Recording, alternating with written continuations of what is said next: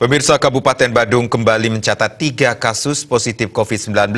Jika dilihat dari jenisnya, seluruhnya merupakan transmisi lokal.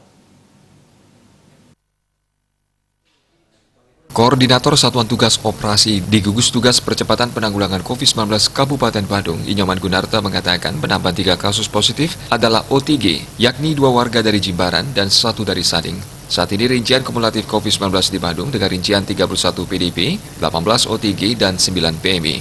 Ada penambahan 3 kasus positif sehingga total kasus positif COVID-19 di Badung menjadi 58 orang.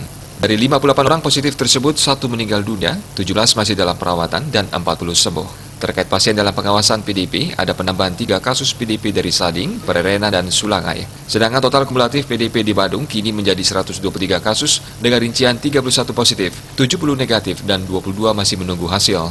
Dari 31 orang PDP positif tersebut, 26 sembuh, 4 masih dalam perawatan, dan 1 meninggal dunia. Sedangkan untuk ODP tidak ada penambahan kasus, sehingga total ODP di Badung masih tetap 392 kasus.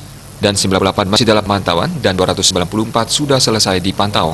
Penambahan justru terjadi pada orang tanpa gejala OTG, yakni bertambah 153 orang, sehingga total kumulatif OTG di Badung kini menjadi 1.091 orang.